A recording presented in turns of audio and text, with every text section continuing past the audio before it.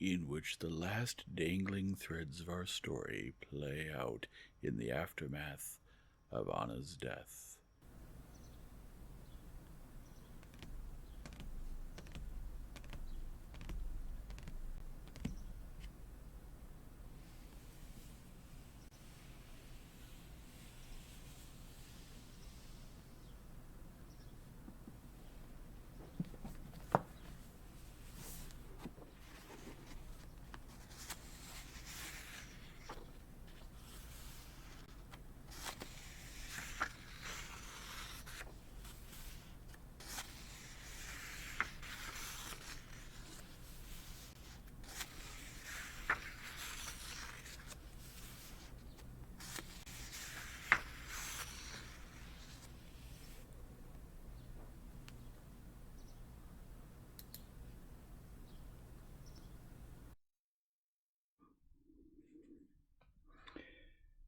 Chapter 4. During the stop at the provincial capital, Sergei Ivanovitch did not go to the buffet, but started pacing up and down the platform. The first time he walked past Vronsky's compartment, he noticed that the window was curtained, but walking past it a second time, he saw the old countess at the window. She called him over to her. "You see, I'm accompanying him as far as Kursk," she said. "Yes, I heard," said Sergei Ivanovitch, pausing by her window and looking inside. "What a handsome gesture on his part," he added, noticing that Vronsky was not in the compartment. "But after his misfortune, what was he to do?" "Such a terrible occurrence," said Sergei Ivanovitch. "Ah, what I've lived through. But do come in. Ah, what I've lived through," she repeated, when Sergei Ivanovitch came in and sat down beside her on the seat. "You can't imagine. For 6 weeks he didn't speak to anyone, and it only when I begged him to, and he couldn't be left alone for a single moment. We took away everything he might have used to kill himself. We lived on the ground floor, but we couldn't predict anything. You know, he already tried to shoot himself because of her," she said, and the old lady's brows knitted at the memory of it. Yes, she ended as such a woman should have ended. Even the death she chose was mean and low. "It's not for us to judge, Countess," Sergei Ivanovitch said with a sigh, "but I understand how hard it was for you."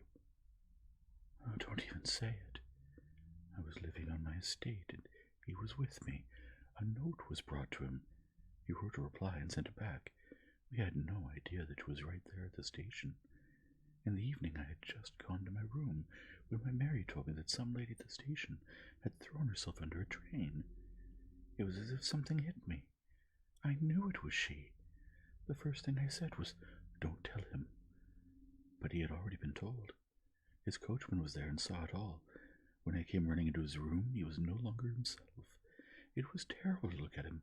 He galloped off to the station without saying a word. I don't know what happened there, but he was brought back like a dead man. I wouldn't have recognized him. Prostration complete, the doctor said. Then came near frenzy. What is there to say?" the Countess went on, waving her hand. "A terrible time. No, whatever you say, she was a bad woman.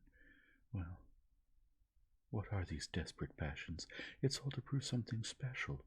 So she proved it, ruined herself and 2 fine men, her husband and my unfortunate son." "But what about her husband?" asked Sergei Ivanovitch. "He took her daughter. At first Alyosha agreed to everything, but now he suffers terribly for having given his daughter to a stranger. But he can't go back on his word. Karenina came to the funeral, but we tried to make it so that he wouldn't meet Alyosha. For him, for the husband, it's easier after all. She set him free. But my poor dear son gave her all of himself. He abandoned everything, career, me, and even so she took no pity on him, but deliberately destroyed him completely. No, whatever you say, her death was itself the death of a vile, irreligious woman. God forgive me, but I can't help hating her memory, looking at the ruin of my son." "But how is he now?"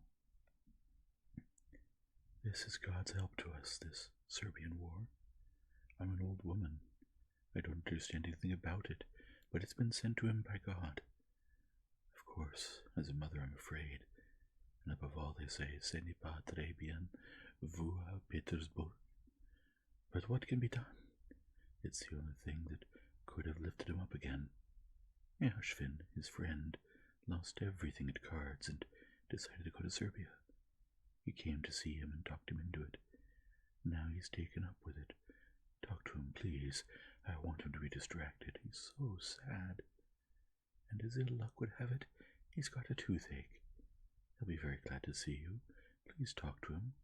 He's walking on that side. Sergei Ivanovich said he would be very glad to, and went over to the other side of the train.